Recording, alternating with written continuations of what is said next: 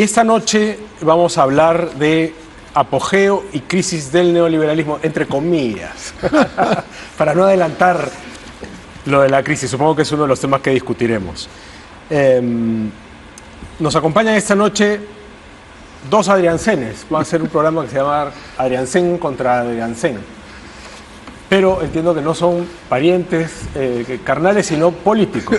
Hay dos hipótesis al respecto. La mía es que todos los Adriancén somos parientes. Ajá. Es probable. Es probable. Yo sé el origen. Pero son, en todo caso, además, si es que fueran parientes, son parientes políticos también. Mi hijo se llama Carlos, además. Ajá. Y, Pobre muchacho. pero no son afines políticamente. Así es. No. Entonces, bueno, para terminar de presentarlos, tenemos a Carlos Adriancén, que es decano de la Facultad de Economía de la UPC, y a Alberto Adriancén, que es exparlamentario andino. Y la pregunta, que bien nos puede servir como en otras ocasiones para iniciar el debate, es si cree que la liberalización de la economía fue buena para el país. Y ya se puede contestar a través del QR que está en pantalla.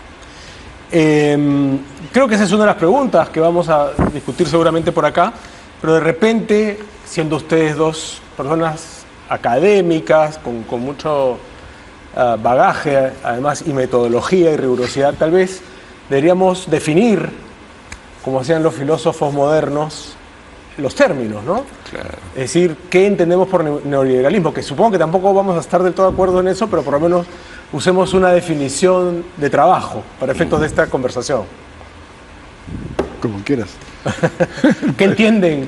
Mira, ¿Qué entiendes tú A ver, de repente? aquí el profesor de economía. A ver, una de las cosas más interesantes que cualquier televidente puede saber sobre el vocablo es que tiene 456 definiciones y debe estar creciendo el número.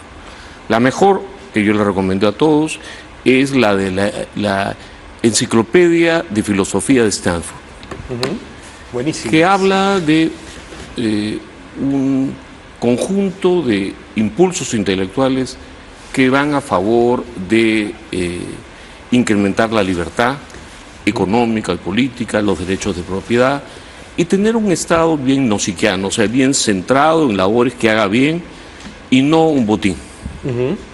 En América Latina hablamos muchísimo de neoliberalismo y cada quien tiene su definición. Pero si, como dices tú, nos dejamos llevar por la ciencia y definimos las cosas bien, la libertad, tanto la política como la económica, se mide hoy día. Hay muchas ONGs como Freedom House que mide a través de libertades políticas y derechos civiles cómo evoluciona la libertad política en cada país y la libertad económica, y nos permite entender, por ejemplo, en un corte transversal para el año pasado, que América Latina es un área de naciones reprimidas, que las que se llaman más liberales tienen niveles de ranqueo de libertad bajísimos. Y más bien tenemos un trío que son estrictamente comunistas o totalitarias en el sentido de Hannah Arendt. Por lo tanto, hablamos de lo que no somos. Hablamos de que Fujimori, que cae en rangos, de acuerdo a estos indicadores, semi-marxistas, era neoliberal. O sea, tu enemigo es neoliberal. El liberal es feo, come niños. Neoliberalismo salvaje, es un gran bocado. Pero científicamente hablando o cuidadosamente hablando, el vocablo merece más respeto, pero el uso cotidiano no. Bueno, yo comparto lo mismo, o sea, cada uno tiene su propia definición de no solamente esa palabra, sino de socialismo, liberalismo, democracia, populismo, etcétera, etcétera. O sea, son pues polisémicas, tienen varios significados. Pero para mí, yo no soy economista, ¿no? Hay algunas cosas que me parecen fundamentales, ¿no? Por ejemplo, esta idea, este libro de Hayek, Camino a la Servidumbre, es una buena referencia para definir qué cosa es neoliberalismo, por ejemplo. O algunos textos de Schumpeter, por ejemplo, o de Friedman, ¿no? O sea, o el Consenso de Washington. Eso te iba a decir, más bien. El Consenso de Washington. Williamson, ¿no? El Consenso de Washington, porque es el que, digamos, es el decálogo, de lo que se inicia, de ciertas políticas que empiezan a tomar preeminencia en la región y que después generan esta reacción de rechazo con el mote de neoliberalismo, ¿no? Pero además, lo interesante del consenso de Washington es que es global, porque tú puedes aplicar el consenso en Grecia como ha sido hace unos años, acá también igual, entonces está frente a una economía globalizada, entonces también el otro asunto. Claro, pero es un fenómeno, digamos, es un fenómeno que, corríjanme ustedes, que lo saben mejor que yo, comienza más en Europa del Este tras la caída de la cortina de hierro y después se replica no sé si se replica en el sentido de que se importa, pero después viene América Latina, Sí.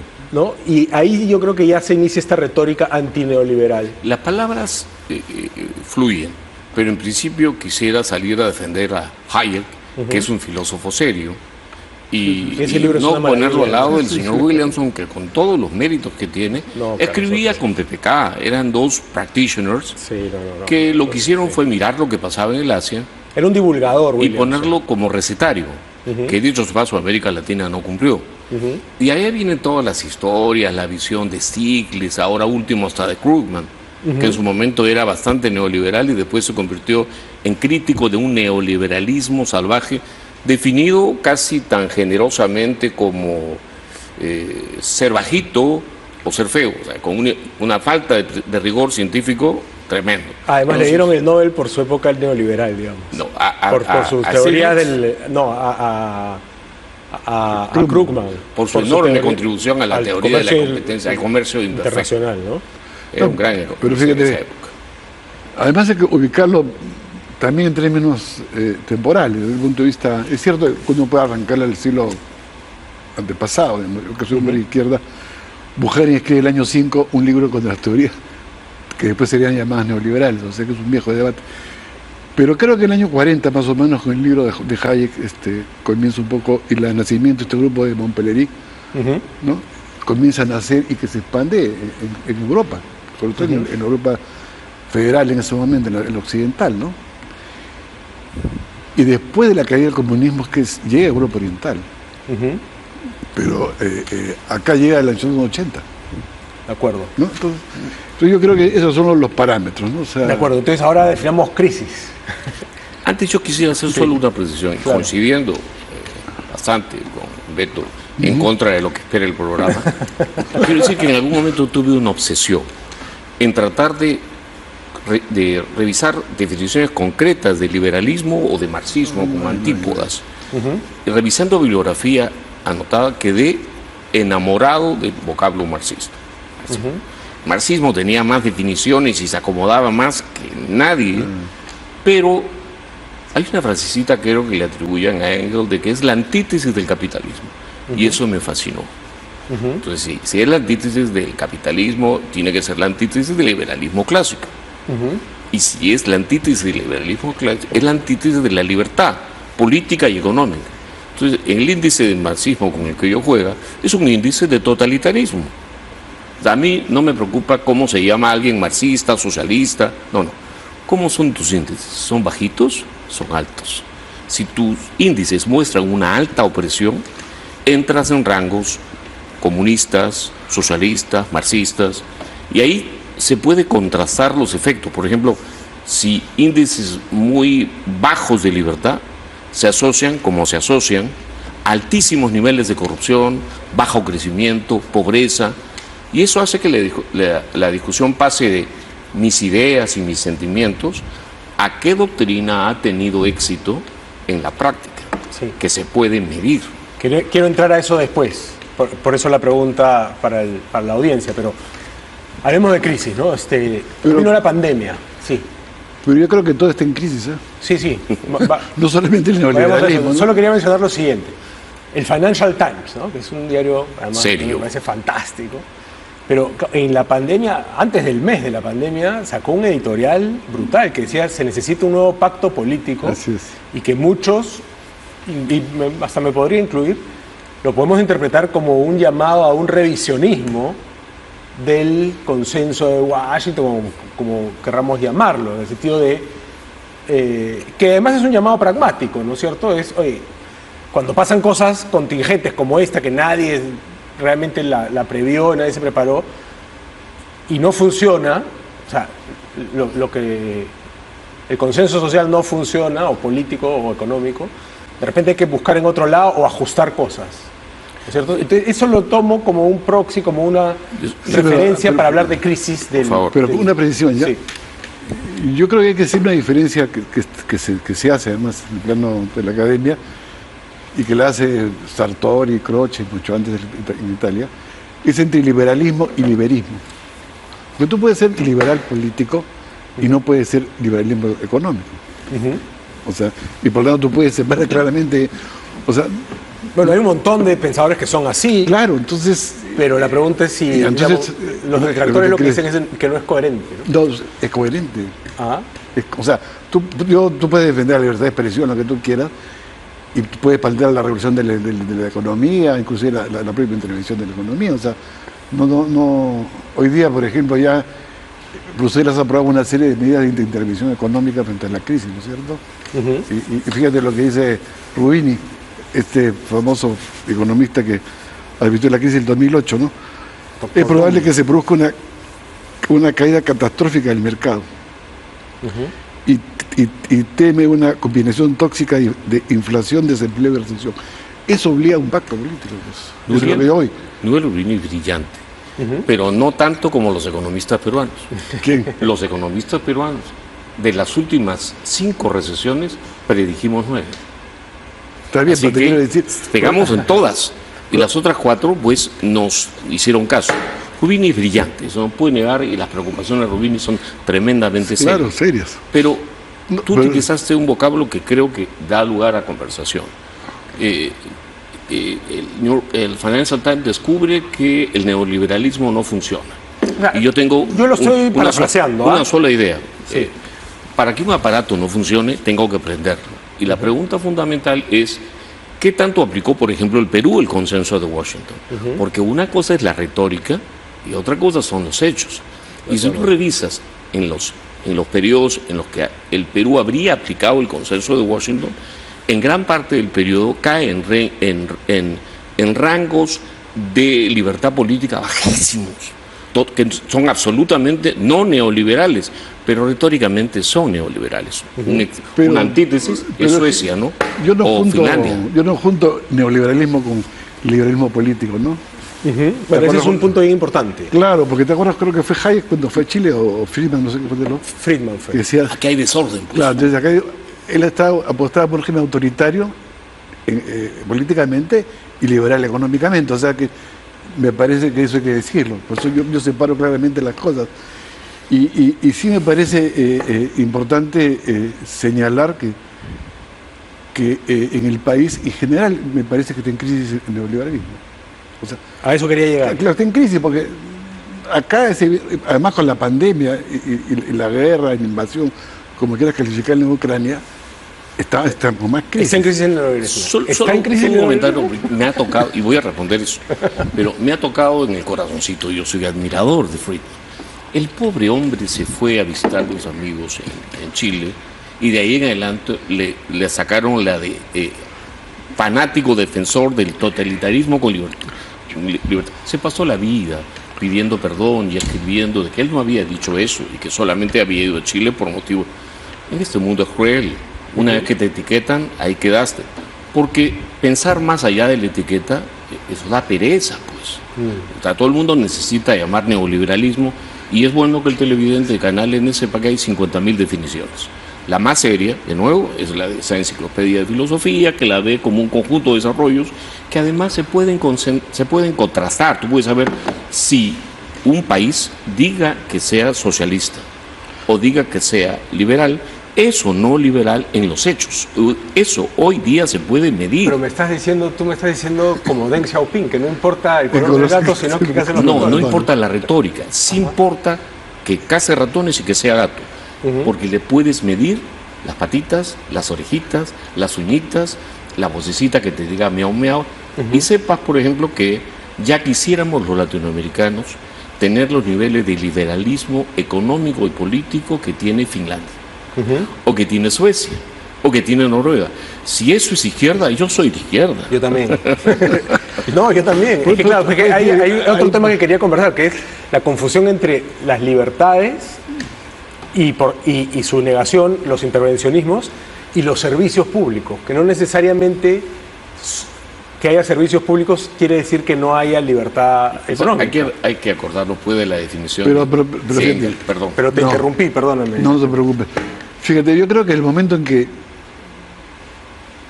Hayek, pues me puedo equivocar, ¿no es cierto?, que define las crisis de cierta manera como la intervención de la política y el Estado, hay una separación entre política y economía muy fuerte desde mi punto de vista, ¿no?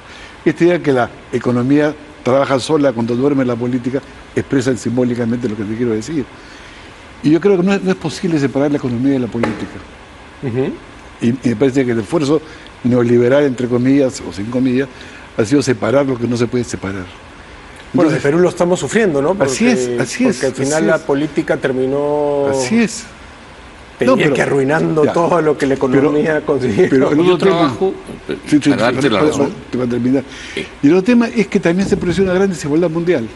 Sí. Trump, Europa Oriental, lo que pasa en Brasil, en fin, lo que pasa ahora en Argentina, en todos los, lo que pasa en Italia, que va a subir un tipo de ultraderecha, ¿no es cierto? Entonces, medio fascista.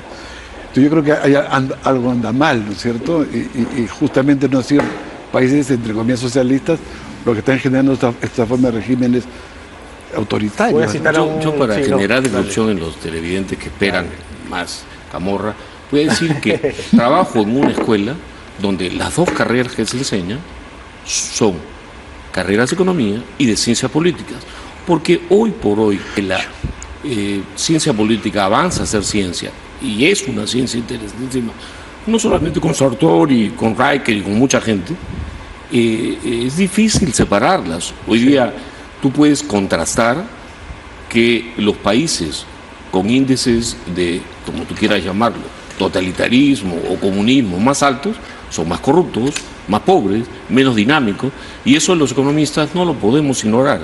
Claro, hay economistas que te van a decir, la economía y la política van por cuerda. Esos son ignorantes, no son economistas. Hablan. O pragmáticos también, ¿no? Pero esto es de lo que es pragmatismo, pues acomodarse. La ciencia no es pragmática. La ciencia contrasta o refuta. Y si eres austriaco, deduces. La ciencia debe ser descriptiva. Claro, hablando en serio, con uno de los mejores sociólogos del Perú, que otra ciencia que ha avanzado mucho, la discusión cotidiana a veces nos lleva a babas. O sea, eso de que la economía y la política van en puertas separadas. Pero de repente ahí... China es un régimen totalitario. Sí, y sí, de acuerdo. Pero para introducir ahí un elemento que tal vez genere algún choque. La premisa metodológica de la gente racional, Claro. la sociología no la acepta, pues. Y no solo la sociología. Jordan Peterson, que ahorita es un psicólogo Ícono. ultra odiado por el progresismo, en su libro digamos, original, que se llama Mapas de Sentidos, hace una observación antropológica, ¿no? Dice, en lo que él llama el pensamiento experimental, o sea, científico, es un invento pues hace 500 años, pero la naturaleza del hombre es el pensamiento preexperimental, dice él. Entonces, la persona no necesariamente es absolutamente racional, o sea, en su naturaleza, en su devenir, en su interacción, y eso explica algunas de las opciones políticas autodestructivas, si quieres. Pero hay un intelectual que se llama Lakoff, George Lakoff, que es neurolingüista, que fue asesor de Obama en la campaña. Y un poco dice lo que tú dices, ¿no? O sea, tú puedes ser conservador en unas cosas y liberal en otras, que está referida a los marcos de referencia, ¿no es cierto? Y la otra cosa que es importante es el blanco teorema de la sociología. Yo estoy convencido que más aporta hoy día la sociología que la economía y la política, para entender lo que nos pasa. Así que después lo podemos conversar. Pero ¿por qué tendría que ser excluyente? No, yo creo que aportan todo. Porque hay un problema, hay una profunda crisis social. Yo soy un interdisciplario, o sea, que creo Yo también. Dicen nuestros. Pero fíjate lo que es, para terminar la comunidad, porque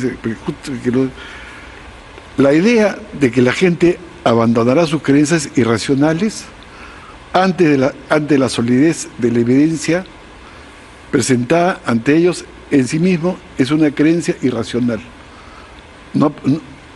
no apoyada por la evidencia. ¿Eso quién lo dice? Lakoff, este tipo Ajá. neurolingüista de Obama, que es un liberal, o sea, porque esta idea que la gente es racional es cierto hasta cierto punto, ¿ya? Porque la gente tiene... Por eso cuando discuto con la gente sobre el matrimonio igualitario, yo le digo que la consigna no es esa, es matrimonio libre. Porque el término libre evoca a otra cosa distinta a igualitario. No sé si me explico.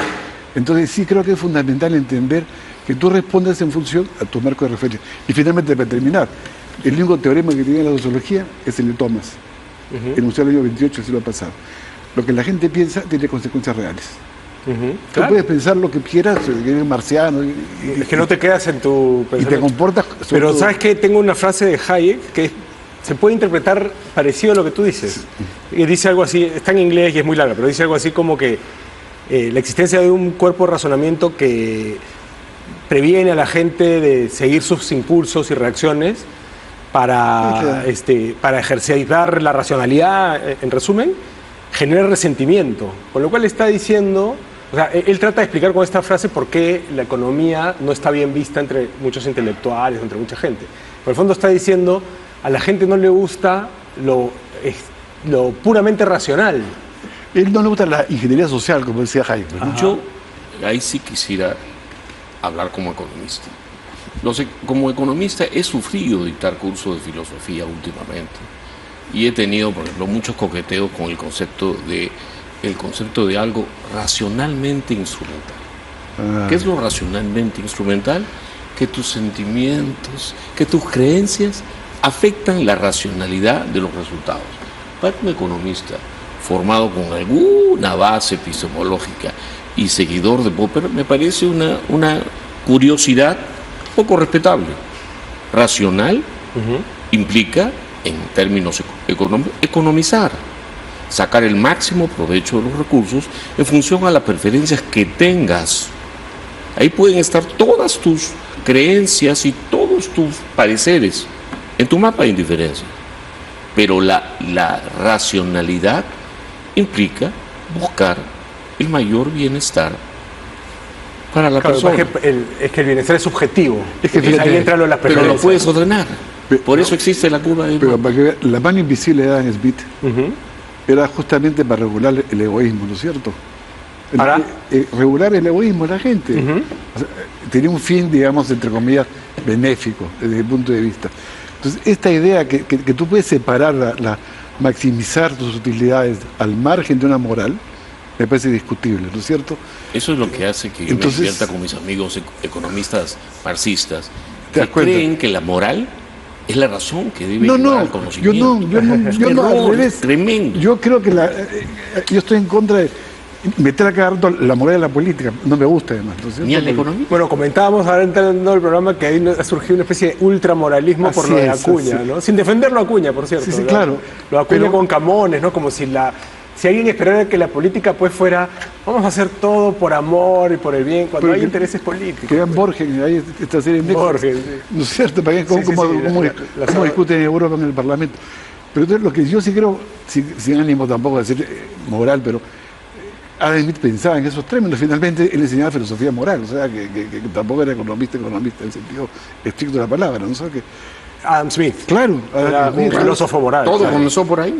Así es. o John Stuart Mill, digamos, poner también, ¿no es cierto? No. Ya. Entonces tú dirás que no. Pero Harry sí, Taylor, hay que darle mérito a esa mujer, por Dios. Una inglesa brillante Entonces- que le dictaba al oído. a su mujer era John feminista, Stuart Mill. inclusive, la de Stuart Mill, ¿no? Yo soy feminista. Pero igual que la esposa de Max Weber, etc. Pero lo que te quiero decir es que, en mi opinión, es importante comenzar a repensar las cosas que estamos viviendo. O sea, hoy día vivimos una crisis profunda, ¿sí es cierto? Que, Sí, entremos a eso, por favor. Claro. y Perú. si me permites, Sí. estoy escribiendo un texto que tengo 3 epígrafes, ¿no? Uno se llama Alan, haz lo que quieras, ¿no es cierto?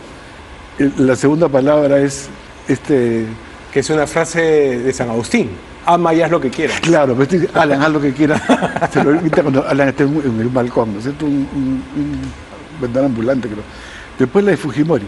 Compra tu combi, haz tu ruta, chapa tu chombe, ¿no? Tu combi. Y la tercera es esta discusión ¿Tú viste cuando capturaron al alcalde Caraballo? No. Ya. Que vino la policía, el tipo está acusado de haber comprado 25 autos, medio truchos parece, ¿no? Y llega su hermano a defenderlo, ¿no? Vamos a ver. Y que curiosamente va como candidato a la alcaldía también de Caraballo. Es el método de Chorrillo. Era el sucesor, era el sucesor el de delfín. esta especie de monarquía en la democracia que se está creando, digamos. Y dice, y le habían encontrado 15.000 soles al alcalde. Entonces, ¿qué son 15.000 soles? Eso no es nada, dice el hermano, ¿no? Ese es para pagar la cuota de un auto. Yo muevo miles de soles, yo soy empresario. Si tú juntas las tres cosas desde mi punto de vista, ¿no es cierto? Haz lo que quieras, que es un poco el caudillismo, chamba tu chombi, que es tu chamba, que es el mercado, digamos, radical, y esta especie de nuevo rico, tú tienes que estar por un cambio social muy profundo, pues. O sea, finalmente el desarrollo del capitalismo ha generado, desde el punto de vista, este tipo de formación capitalista, pues. Y el otro más importante ahí tenemos otro tema para... es la informalidad. Yo quisiera Esa es la informalidad. participar en esta conversación. Te digo, Es la informalidad. ese tipo de fenómenos que describe Alberto, que son de lo más, como diría un exministro, que le pican a uno, es difícil de comprender si no entiendes la historia y los antecedentes del Perú. Exacto. En mi opinión, el Perú nace en 1821, comunidad republicana, pero antes hubo una economía de comando en el Perú. Bueno, antes no sabemos qué pasó antes de los incas, pero una economía dictatorial, de comando, donde todo se hacía en función al dictador. El mercantilismo en el incanato casi inexistente. En el virreinato. Lo que vino fue el mercantilismo. Y tú lo has dicho, las dos palabras que explican al alcalde de Caraballo, a Fujimori y a todos, es esta combinación de socialismo mercantilista, donde el Estado interviene para cambiarlo todo. Donde todo cambia, habitualmente para que nada cambie, y si haces cualquier estimación del nivel de desarrollo relativo del Perú desde que nace en julio de 1821, vas a encontrar que este bicentenario, al menos desde el punto de vista económico, pues genera o describe una nación en declive, con la institucionalidad de 1821, no en términos absolutos, pero en términos por ejemplo, comparativos, estamos más cerca de Nueva York que hoy. Yo tengo otra idea, ¿ya? Yo creo que la sociedad peruana ha pasado por etapas desde el año 70 que Velasco cambió el país, ¿no es cierto? Más allá que uno le guste o no le guste, ¿no? Bueno, con Alberto Vergara discutíamos hace años que los dos grandes hitos de cambio habían sido Velasco y Fujimori, ¿no? Es que Fujimori, para mí, es lo contrario de Velasco. De acuerdo, él también eso sería lo mismo. O sea, eran en sentidos distintos, pero eran como Yo pienso que son la misma cosa. Y además se nota en la Constitución, además, ¿no? Del 79 con el 93. Pero, en mi opinión, fíjate, las sociedades cada cierto tiempo generan algo así como protocapitalistas, pues. Formas originarias de acumulación capitalista, como diría Marx. Pero en economías fuertes y estados fuertes son absorbidos esas formas informales de capitalismo. Acá tenemos un estado débil. Y además yo creo que a las élites les convienen estas sociedades informales por la separación que hace en términos sociales, ¿no es cierto? Que esos otros, claro. Siguen surgiendo un montón de puntos que Claro, cada uno porque merece quiero casi Yo un programa, creo ¿no? una sola quiero decir reflexión que- interesante de ese punto. Que me parece fundamental entender la sociedad El concepto como la emergencia algo distinto ahora. De un Estado fuerte tendría que ver con una economía fuerte, con reglas, con respeto por los individuos. ¿Qué teníamos en el incanato? Si eso no era Perú, pero el Tahuantín suyo, tenías a un dictador que decidía todo. Si tú se te ocurría pensar distinto, te morías afuera de la población, que tenía muchísimos avances tecnológicos, pero sobre todo un ejército que no pudo conquistar más en Sudamérica, pero que selló esta zona. Luego vienen los años en que fuimos territorio español, y los españoles aplicaron, como señala el mismo Smith en la Declaración, exactamente la receta errada. Se dedicaron a estar en Lima, entre ciudades, en Trujillo, y dejaron el resto en algo más que neolítico, que fue lo que encontraron. Y han pasado 200 años, y no hemos tenido hitos, en mi opinión. Velasco, Leguía, Fujimori, son puros mercantilistas socialistas. Ambos no llegan a superar el hicieron reformas mercantilismo profundas, ese es el punto. y no respetan al ciudadano. O sea, es lo que hoy día Acemoglu y Robinson llaman sociedades extractivas. Los incas eran extractivos y excluían al pueblo. Claro. Los españoles excluían a la gente. Y nuestros 200 años de república fracasada en materia económica. Es un lindo país, maravilloso. Y discrepo con todo lo que digo, que somos un país fracasado, que nuestra burocracia es lo peor. Todo lo contrario. Ese país está lleno de errores. Pero yendo al punto, seguimos apegados a la misma receta, que venga Viracocha y nos dé platita, y que se hagan negocios en Pasaje Garatea. Y en esta desgracia ha caído lo que se llama izquierda, pero eso y la llamada derecha, que no existe. Mi tesis es: hay mucha plata en el país. Hay mucha plata. Desde la informalidad hasta un país de ingresos medios. No somos un país de ingresos medios. Pero hay mucha plata. No somos país de ingresos medios. Somos un cuarto de pollo. Pero ¿sabes qué? Estamos a la mitad del ingreso medio. Pero hay mucha plata, sobre todo de la economía que se puede llamar criminal, ¿no es cierto? Sí. Ya. Y que nadie sabe gastar cuánta plata. Y que ha infiltrado la política. Y que la política, y hoy día se produce teóricamente, se dice más oro ilegal que legal. ¿No es cierto? Inclusive han entrado a la trata de personas, la minería ilegal, en fin, ya, 20.000 cosas. Los terrenos que invaden, el narcotráfico. ¿Cuántos puntos hay el PBI? Yo creo que hay mucha plata. Ese es mi punto de vista. Porque está emergiendo un nuevo grupo social que, en cierta manera, no quiero decir que voy a apoyar estas cosas, se expresa en lo que hoy día vivimos con Castillo. Y eso me parece que es parte de un proceso, y el problema que tenemos es que esa evolución que hemos tenido, que llevamos de una explosión capitalista, no ha sido, desde mi punto de vista, subsumida por una economía débil, pues. Y tenemos un Estado débil. Sí, yo quería introducir esa diferencia. Por eso de decir, socialismo de Estado fuerte no es lo mismo que Estado grande. Un Estado fuerte, sobre todo, es uno que respeta los derechos políticos, las libertades, la propiedad. ¿Y qué es eficaz en su función? Con eso, la historia es bien favorable a los estados que hacen eso en términos, o sea, los países desarrollados. Lo que llaman las instituciones inclusivas, de la gran divergencia. Y Robinson. O sea, los países ricos cada vez son más ricos. El Perú cada vez está más abajo. Latinoamérica está cada vez más abajo. Y decimos que somos ricos. Somos tremendamente pobres. Nuestro producto por persona no llega al 10% norteamericano. Estamos tan caídos que nuestro producto per cápita ya está similar al de Cuba. El fracaso es la regla de la región. Mirando las cifras, a uno se le quita toda la historia y la narrativa. Mire usted las cifras. Hoy día hay cifras consistentes, incluso desde 1900. El Perú tiene que entender que ha metido la pata. Seguramente que metió la pata, ¿me entiendes? Pero decir que Fujimori es socialista es francamente un poco exagerado, ¿no es cierto? Es más, yo creo que los fines... Mercantilista. ¿Dijiste socialista? Yo dije socialista, mercantilista. Entonces, esa mezcla de irrespeto por el respeto a la propiedad. Solo concreto. El socialismo, en su versión más, implica el desconocimiento de la propiedad privada. Tú miras las cifras publicadas, aceptadas globalmente, de respeto a la propiedad en el Perú, te mueres de risa. Estamos en rango más cercano al comunista que al liberal. Te van a cancelar tanto los fujimoristas como los socialistas. No busco caer simpático a nadie, yo solamente trato de pero tú te imaginas decir que socialista... Pero lo que yo veo es lo siguiente, los fines de la democracia no son iguales a los fines del mercado. Y es un punto fundamental que hay que entender. Inclusive por los propios liberales. Porque los fines de la democracia es la igualdad. Y los fines del mercado no son la igualdad. Es quien gana más, quien más innovador. Ahí depende del apellido que le pongas a la igualdad, porque si le pones igualdad económica, ya no estoy tan seguro que ese es un... Pero es que la igualdad económica no es liberalismo.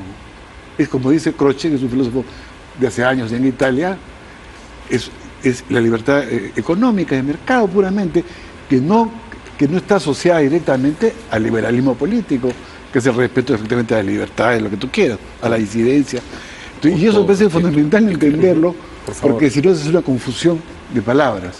Yo pienso que el fin de cualquier buen gobierno es el bienestar de su pueblo. No la igualdad, Cuando el señor Petro, Ninguna una igualdad. chica buena moza, no, la igualdad siempre es bonita y la igualdad ante desigualdad la es fea, ley, pues. pero el hambre mata. La prioridad de un buen gobierno es darle el mayor nivel de vida a la gente, y eso se asocia no con índices de intervención del Estado en favor de alguien. La intervención del Estado, el acotamiento de las libertades, solo trae corrupción, pobreza y estancamiento.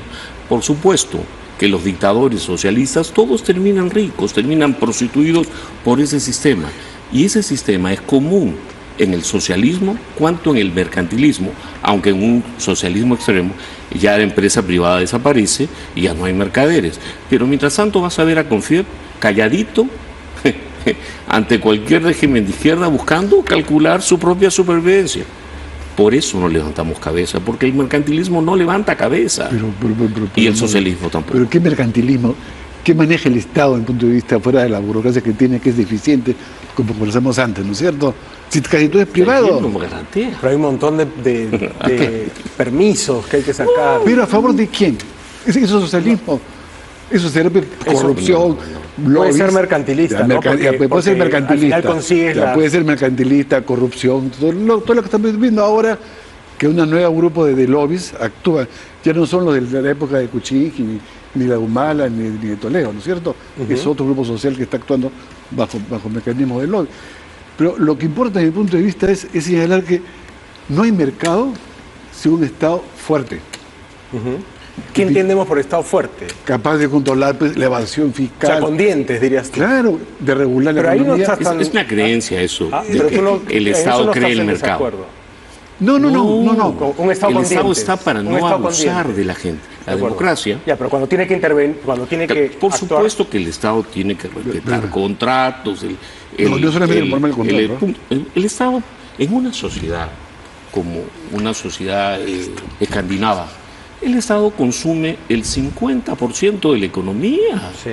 Pero mira sus índices de libertad, mira su libertad política, mira su libertad económica, mira su respeto a la propiedad de la gente. Y a las leyes, Y eso y a las hace un reglas, país, por ejemplo, Noruega, duplica el producto por persona. Pero ¿cuándo de es un la presión norteamericano? tributaria en Finlandia? Por el amor de Dios, 50%, 40%, cobremos 50%. Eso es lo que le estoy diciendo. Claro, y cobremos pues, ¿quién está en contra de eso? Claro, pero es que ahí el problema es que viene primero, la carreta o los caballos. ¿Cómo? No, No, un ratito. lo que yo creo es que El tú- Estado en el Perú es un botín, señor, desde Velasco.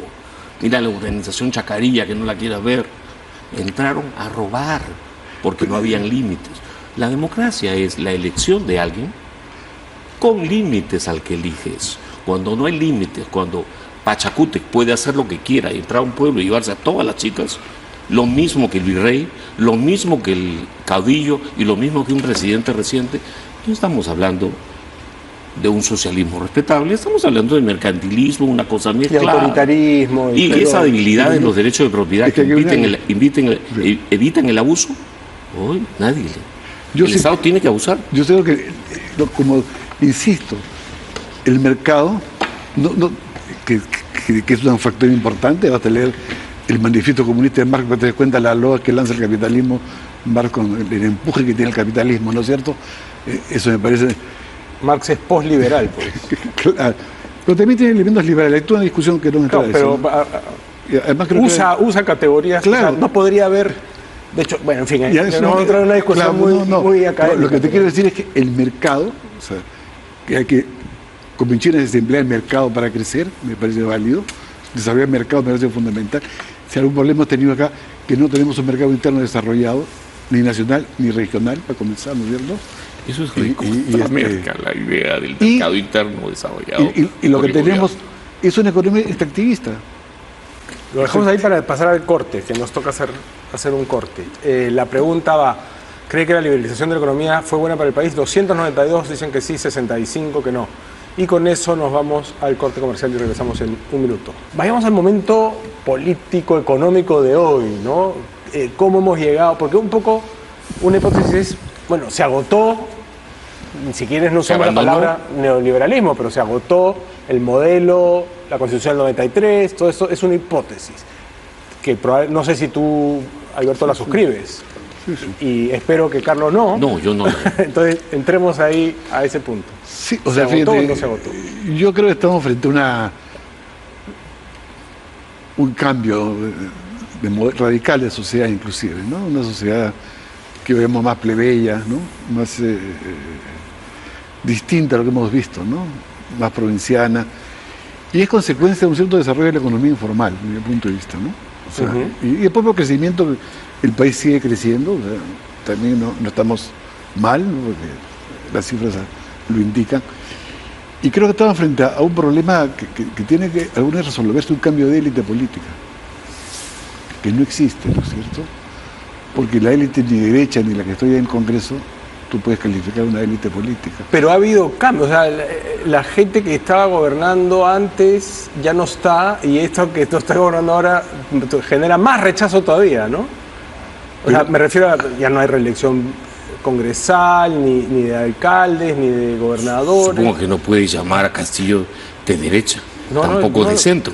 no. No te queda más que la izquierda. No, pero ¿por qué me increpas eso Por si yo no fastidiar. estaba hablando de... O sea, estaba hablando de que sí ha habido una renovación de la clase política y que ha resultado fallida. Eso es un poco lo que... Es que lo que pasa es que la formación de una élite toma tiempo, pues. O sea, no es porque ya no es elección simplemente, ¿no? O sea, yo creo que todas las sociedades que cambian requieren una élite que tenga capacidad de conducir a la gente. Liderazgo. Liderazgo, pero entonces, no hay, en mi opinión, un liderazgo, ¿no es cierto? O sea, tiene gente como Cerrón Yo sé que Carlos me va a apuñalar, pero Vizcarra, que es un personaje que no me canso, los camarógrafos se reirán ya de decir que no tiene mis simpatías, era un líder. Sí, Es un líder. Pero qué líder, ¿no? Alan García era un líder. Era un líder, claro que también está así, ¿no? Pero para mí el drama, digamos, como... No necesariamente positivo, pero... Claro. Yo no quisiera perderme respuesta a tu pregunta. En los años 90 hicimos la receta neoliberal, supuestamente, yo discrepo con eso, que cumplimos el consenso de Washington. Cualquier estudiante de economía o interesado que pondere cuánto se hizo del recetario descubrirá que se abandonó. Y mi verbo preferido no es se agotó, sino se abandonó. De acuerdo. Y se abandonó porque volvemos a lo de siempre, a prédicas en las cuales no se respeta la propiedad de la gente, donde la libertad se oprime, y si eso no es socialismo, Engels está perdido. ¿Pero quién expropiaba algo? ¿Quién expropió? Ahora, en 20 años... Te explico. ¿Quién ha expropiado una propiedad? De cada 100 soles 20 años en un fondo AFP, y no termina, 2/3 se han perdido y por no intervención termina estatal. el aeropuerto con Eso es Chávez. expropiación indirecta. ¿No es cierto? Este Estado no sirve, este Estado. No sirve. Entonces, tú quieres tener un buen mercado, tiene un buen Estado. Y no te tiras contra el Estado cada rato como si fuera el malo de la El otro día película. mi invitada, María Cecilia Villegas, también la hicieron... Sí lo vi, sí lo vi. La maltrataron por decir que no hay Estado. Tú estás diciendo algo parecido. No sirve este Estado. No Yo sirve discrepo. Yo creo que en No el sirve el Estado Estado. peruano Ahí está, pues no que sirve. cuentan las personas, sirve mucho. Este país sería una desgracia sin los millones de héroes que trabajan en el Ministerio de Salud, en la policía, en la fiscalía y en todo el aparato público. Tengo mis reservas en el Congreso con lo que estoy viendo en estos días, pero la mayor parte... Eres muy nos eufemista. están o sea, Hannah Arendt es una mujer muy brillante. Sí, Creo sí, que en claro. el siglo pasado hay dos mentes que me gustan más. Y una de ellas es Arendt y el otro es Einstein, pero mi preferencia por Arendt es mayor. Ella dice que el subdesarrollo es una ideología. Y en esta ideología estamos creyendo que alguien tiene que venir a resolver esto. No me llamo socialista ni mercantilista, pero coacto la libertad de la gente, porque la gente es alienable, es medio tonta, no puede mejorar esto basado en la libertad de la gente. Esto los finlandeses lo aprendieron bien. Y los noruegos y todos los países que se han desarrollado, todos los que están en esta parte bonita de la divergencia, respetan a su pueblo.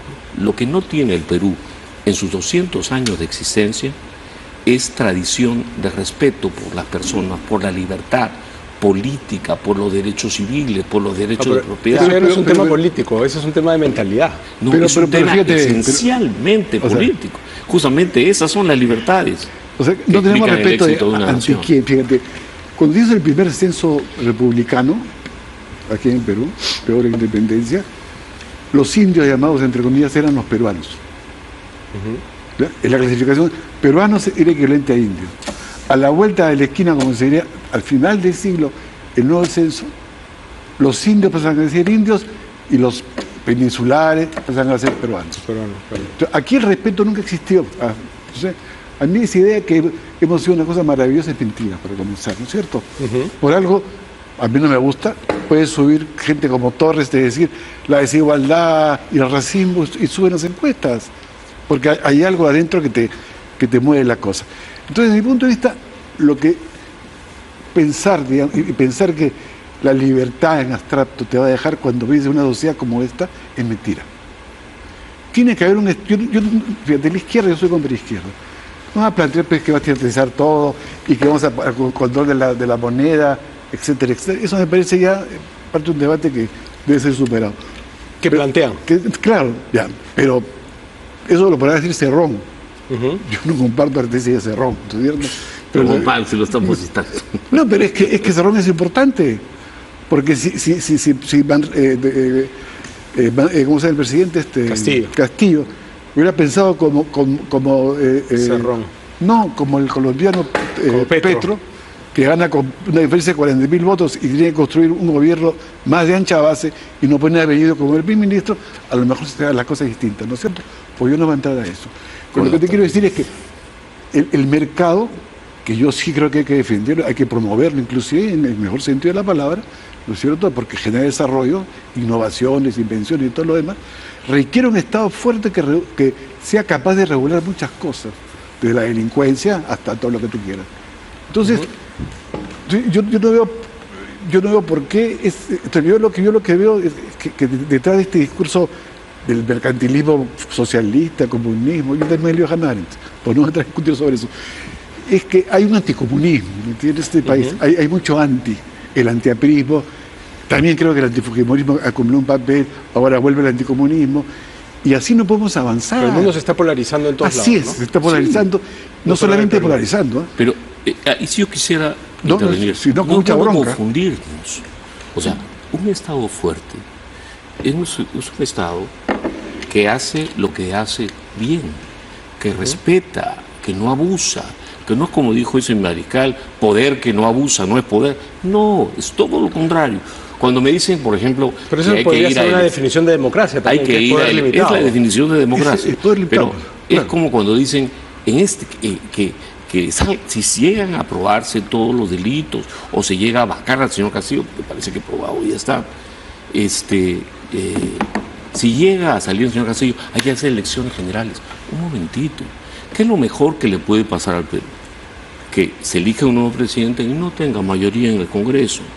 Y ahí haya un bonito obstruccionismo a todas las imbecilidades que quiera hacer ese presidente.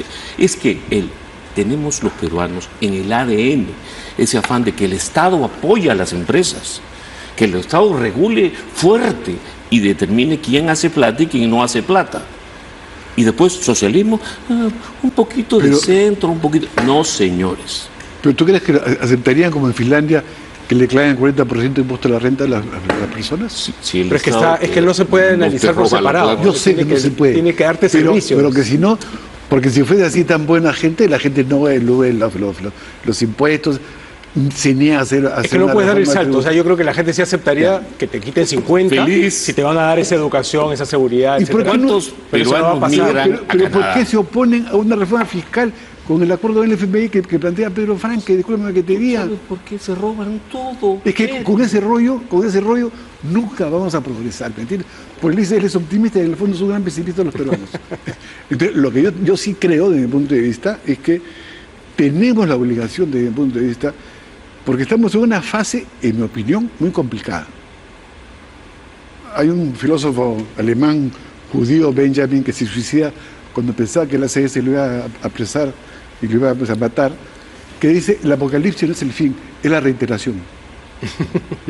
Y yo creo que estamos en la etapa de la reiteración. Hay una frase que es muy buena, más prosaica, que es mejor un final horroroso que un horror sin fin. O si no, yo creo que es lo mismo del apocalipsis. Toda repetición es una ofensa, ¿no es cierto?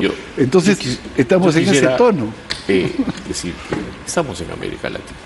no creamos que estamos, como creía Valdelomar, que estamos en el Palais Concert. Ni siquiera estamos en el Perú, estamos en América Latina. América Latina, en los últimos 10 años, ha crecido menos en términos per cápita que el África subsahariana. Es la zona del fracaso. ¿Qué caracteriza este fracaso? Además que en el caso de toda la región es antiguo.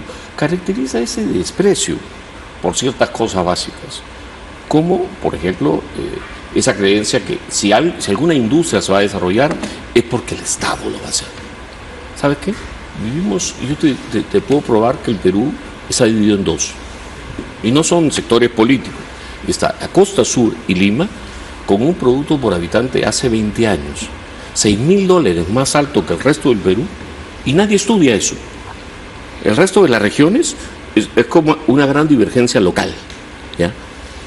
¿Y qué explica esa diferencia? Pues obviamente reglas. En algún lugar se ha podido Pero es más invertir, la economía, es más la sociología que la economía política, porque No, eso es economía. Pero porque en el Perú no tenemos estados con... Tenemos Estado. Es un botín que le encanta a la gente. Estados con leyes. Pero perdóname, a ver, cuando hablas de son las botín, mismas reglas. ¿quiénes son los que asaltan como botín? A ver, ¿quiénes son? Dime, A ver, yo te puedo nombrar televisión, lo vistas en la época del 80, del 90. ¿Quién ha sido la cantidad de acusaciones a los ministros? ¿Cuánto va a subir ahora? Y intenta... La gente que va a impuestos, que no paga impuestos. Es muy fácil decir que son los comunistas. En un país donde no equipas comisarías, no deberías estar gastando en publicidad estatal en medios. Ni un solo, en mi opinión. Porque hay otras prioridades. ¿Y qué haces si los medios te atacan todos los días, digamos? Es que eso se llama un medio de comunicación que no ha... Los medios tienen línea. Este es un medio serio. Un medio con periodistas independientes. Es que lo tuyo es un poco ideal, ¿no es cierto?